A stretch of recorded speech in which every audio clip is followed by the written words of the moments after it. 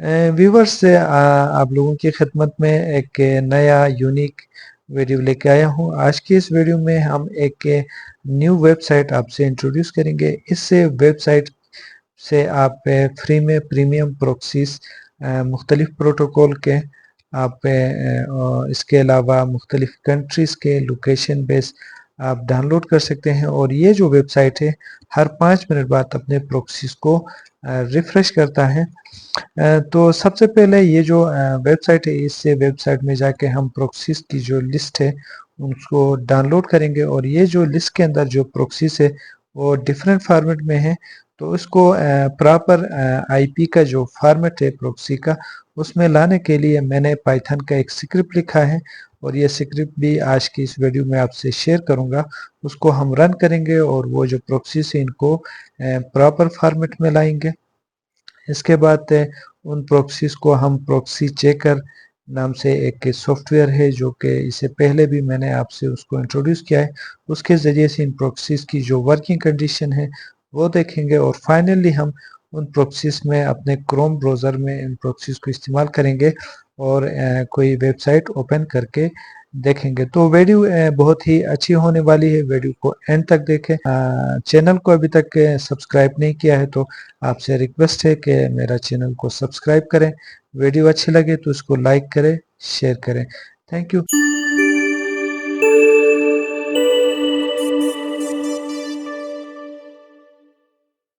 तो सबसे पहले वो जो वेबसाइट है उसको मैं ओपन करता हूँ।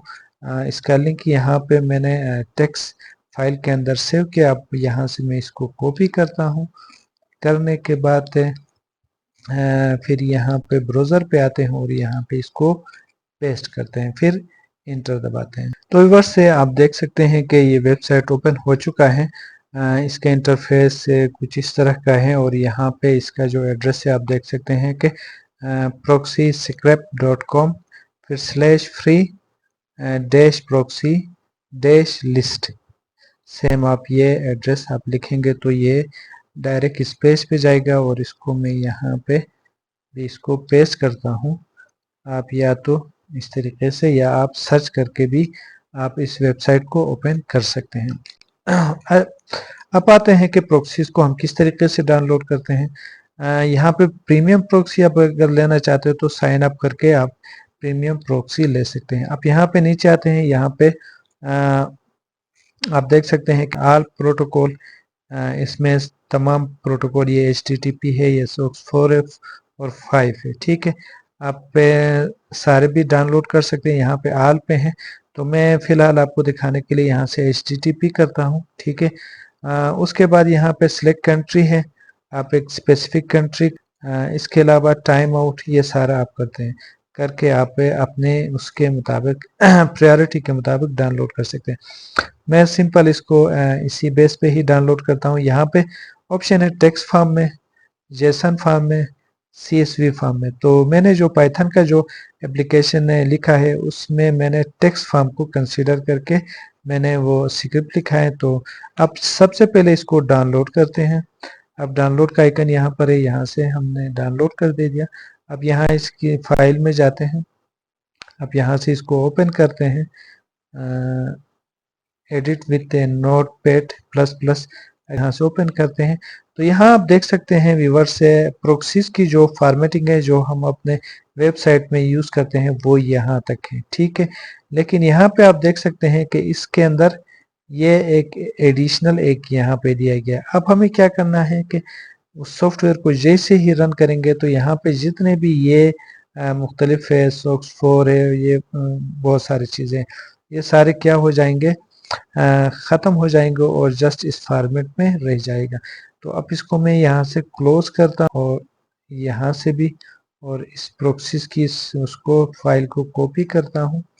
करने के बाद अभी हम अपने फोल्डर के अंदर आते हैं। तो ये फोल्डर मैंने यहाँ पे लिखा है, अब इसको मैं यहाँ पेस्ट करता हूँ। अब ये फाइल यहाँ पे आ चुका है।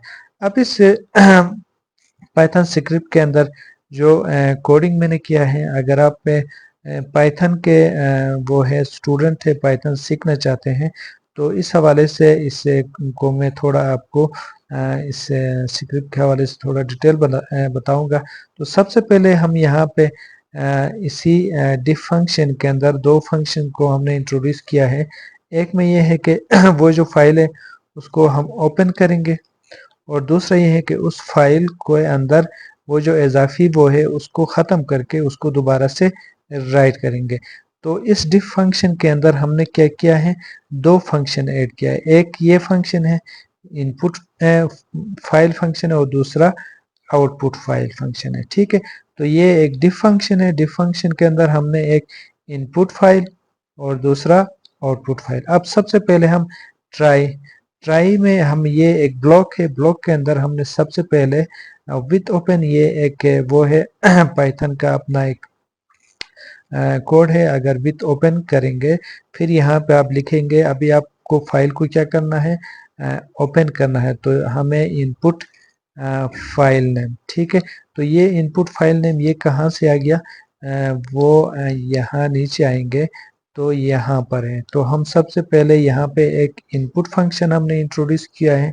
इनपुट फंक्शन में हम क्या करेंगे, यूज़र डिफाइन है, यूज़र जो भी इनपुट वो डालेगा वो इसको उसी हिसाब से पिक करेगा। तो यहाँ पे इनपुट के सामने हमने इनपुट लिखा, फिर यहाँ पे जो भी वो इसी जगह पे जब आप इस स्क्रिप्ट को रन करेंगे तो यहाँ पे आपको ऑप्शन देगा, और उसमें अपनी जो रॉ फाइल है जो हमने डाउनलोड की है वो एग्जैक्ट वही नाम लिखोगे तो उसको पिक करेगा। लेकिन यहाँ पे हमने इसमें एक और अच्छा एक स्क्रिप्ट ऐड इसलिए किया है कि फॉर एग्जांपल यहाँ पे आप टेक्स्ट डॉट टेक्स्ट, मतलब फाइल की एक फॉर्मेटिंग होती है, प्रॉपर्टी होती है। तो ये टेक्स्ट फाइल है, तो टेक्स्ट फाइल में डॉट टेक्स्ट लास्ट में आता है। अगर ये ना आ जाए, अगर वो यूज़र ना लिखे, तो फिर भी ये क्या करेगा, इसको कंसीडर करेगा। तो यहाँ से यहाँ तक जो फंक्शन है वो इसी इनपुट को कंसीडर करेगा, और यहाँ से यहाँ तक ये है कि अगर ये ना लिखे, ठीक है, इफ नॉट ये है कि अगर कोई चीज हम ना लिखे तो आप उसको कंसीडर करें।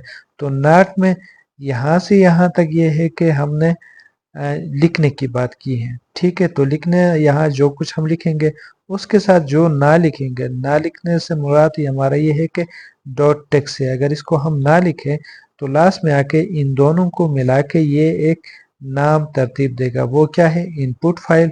उसमें सबसे पहले ये जो हमने लिखा है उसको कंसीडर करेगा, उसके बाद जो हमने नहीं लिखा है उसको ये डायरेक्ट ये कंसीडर करे डॉट टेक्स्ट। ये सारा कुछ करके अब वो जो फाइल है इसी रेफरेंस से यहाँ पर आ जाएगा।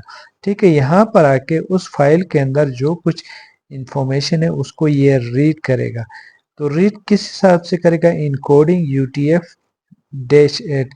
ये एक फाइल को रीड करने का एक फंक्शन है जो फाइल के अंदर जो चाहे वो करेक्टर्स हो चाहे वो लेटर हो, सबको ये रीड करेगा। तो ये एज ए फाइल इसको रीड करेगा।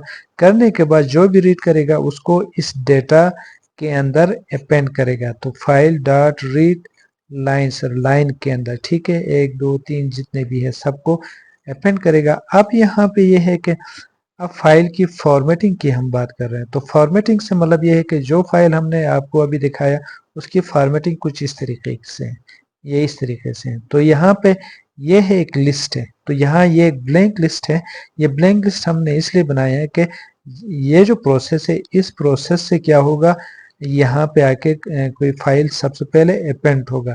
ठीक है, तो ये फॉर्मेटेड प्रॉक्सी से हमने ये सारा कुछ लिखा। लिखने के बाद अब पैटर्न, पैटर्न क्या है, पैटर्न में ये है कि रिकम्पाइल, आप इसको रिकम्पाइल करें। इसमें ये है कि एक हमने इसको एक फॉर्मेट ये होगा ये वाला, ठीक है, यहाँ से आगे इसको हमने एक फॉर्मेट का नाम दे दिया। ठीक है, फिर यहाँ से लेके यहाँ तक हमने सॉरी यहाँ तक हमने 1 2 3 1 2 सॉरी यस 1 2 3 4, यहाँ पे 4 होंगे, 1 2 3 4। तो यहाँ से लेके यहाँ तक इसको हमने एक और फॉर्मेट का नाम दिया। तो यहाँ पे हमने इस सारे होल प्रोसेस को इसको 1 कंसीडर करेंगे और इसको हम 2 कंसीडर करेंगे और इसको जस्ट हमने लिखा है कि सब में ये है।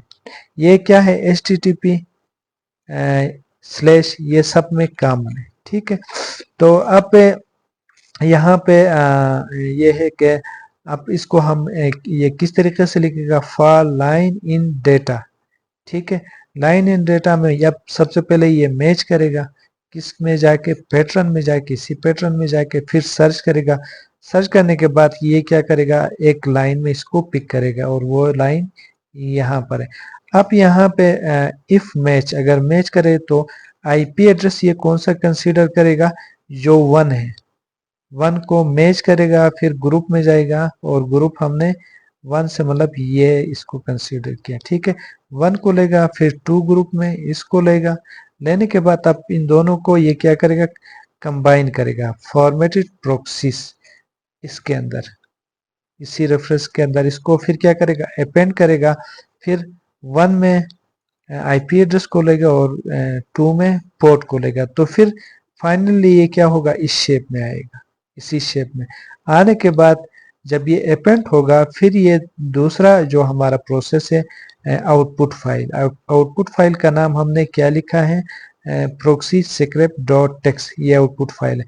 तो अब इस फाइल के अंदर उसको राइट करेगा, तो यहाँ पे विथ ओपन आउटपुट फाइल ये हो गया, फिर इसमें इनकोडिंग ये वही सारा कुछ है, फिर ये क्या करेगा, उसमें राइट करेगा और बैक स्लैश एन से मतलब ये कि एक लाइन में लिखेगा, फिर नेक्स्ट टाइम दूसरे लाइन में लिखेगा। तो इसी तरीके से जितने भी प्रोक्सीज है, ये जो लूप है ये सर्कल में रहेगा तमाम प्रोक्सीज को राइट करने तक। ठीक है, तो ये सारा प्रोसेस इसके अंदर मैंने लिखा है और ये जो फाइल है इसकी जो वो है लिंक है, मैं अपने ये जो वीडियो है अपना जो ब्लॉग है उसमें मैं अपलोड करूंगा और उस ब्लॉग का लिंक मैं अपने इस वीडियो के डिस्क्रिप्शन में दे दूंगा। आप मेरे ब्लॉग में जाएंगे और फिर इस वीडियो की डिस्क्रिप्शन में इस फाइल का लिंक आपको मिलेगा, आप वहां से इसको डाउनलोड कर सकते हैं। तो ओवरऑल ये सारा कुछ यहाँ पर है। अब इस चीज़ को हम यहाँ से क्लोज करते हैं और अपने इससे ये जो वो है स्क्रिप्ट है इसको फाइनली रन करते हैं और देखते हैं कि ये कैसे काम करता है। तो मैं इसको सिंपल यहाँ CMD में जाके इसको रन करता हूँ, क्योंकि CMD में इसलिए कि काम करने के बाद भी ये विंडो रह जाता है। ठीक है, तो ताकि आपको इसकी प्रोसेस नज़र आ जाए। अब मैं इंटर करता हूँ तो ये क्या करेगा, enter your proxy file name.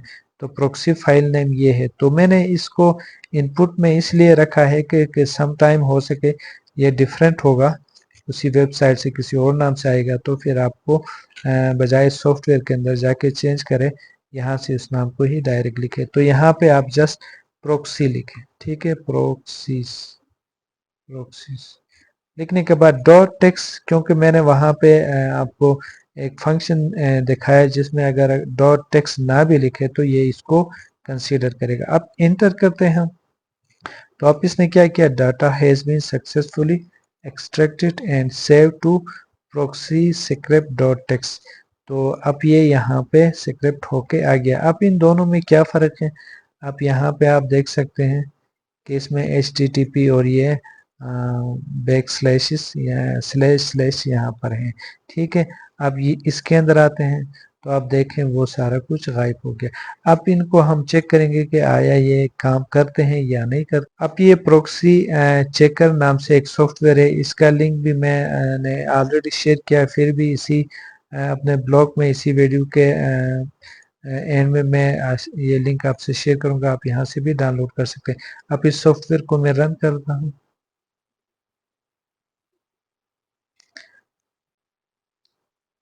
अब ये सॉफ्टवेयर ओपन हो चुका है, इंटर दबाते हैं। अब ये जो प्रोक्सीज हमने स्क्रिप्ट किया है इनको चेक करते हैं और देखते हैं कि ये काम करते हैं या नहीं करते। तो यहाँ पे हम लिखते हैं प्रोक्सी स्क्रिप्ट डॉट टेक्स्ट। तो ये 820 प्रोक्सी से अब देखते हैं कि इसमें कौन से वर्किंग कंडीशन में है, कौन से नहीं है। तो एक यहाँ पे वर्किंग कंडीशन में मिला, दूसरा मिला, तीसरा, चौथा। तो यहाँ आप देख सकते हैं बहुत सारे प्रोक्सीज आपको वर्किंग कंडीशन में मिलेंगे। तो अब अब यहाँ से एक एक्सटेंशन हम डाउनलोड करते हैं, हम लिखते हैं फॉक्सी प्रॉक्सी, ठीक है, इंटर। अब इसके अंदर हम इस प्रॉक्सी की जो वर्किंग कंडीशन है उसको इसके अंदर देखेंगे।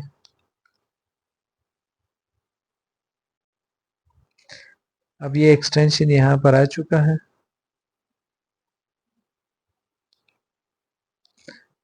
ठीक है।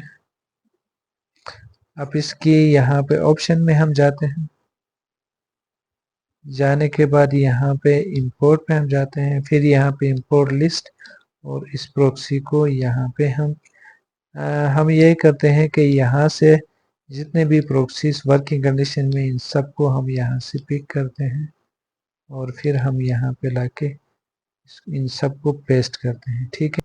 फिर यहाँ से ये जो HTTP फॉर्म है इसको हम मिटाते हैं,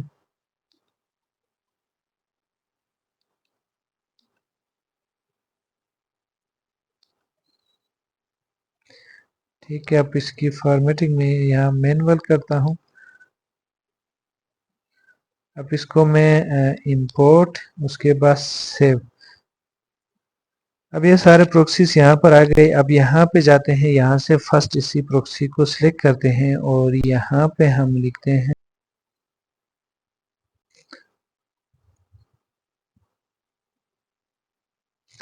तो आप देख सकते हैं व्यूअर्स ये प्रोक्सी वर्किंग कंडीशन में है, ठीक है। तो उम्मीद है व्यूअर्स ये वीडियो आपको पसंद आया होगा।